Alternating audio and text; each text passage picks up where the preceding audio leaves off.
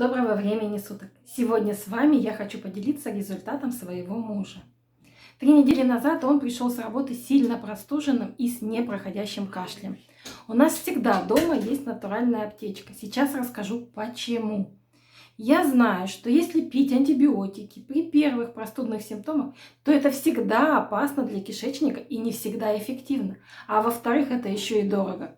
Я всегда просчитываю свой семейный бюджет и знаю, что если одни антибиотики у нас не помогают, приходится покупать другие противовирусные или противовоспалительные препараты. И не всегда результат наступает быстро.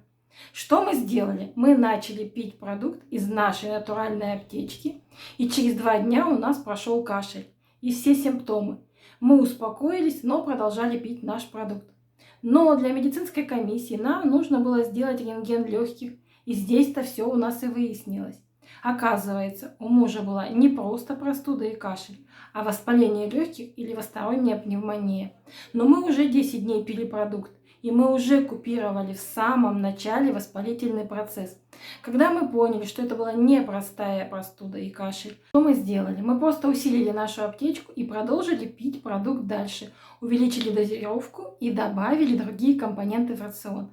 3 ноября муж пошел через 7 дней делать повторный рентген, и заключение врача следующее. Пневмония в фазе разрешения, улучшение в динамике от 25.10. И это всего 7 дней применения натуральных продуктов из нашей аптечки. Вот такой вот результат у нас получился за 7 дней. Мы думали, что это просто кашель и просто простуда, а оказалось все намного сложнее. Но все решается именно комплексным подходом, и можно все решить именно натуральными продуктами.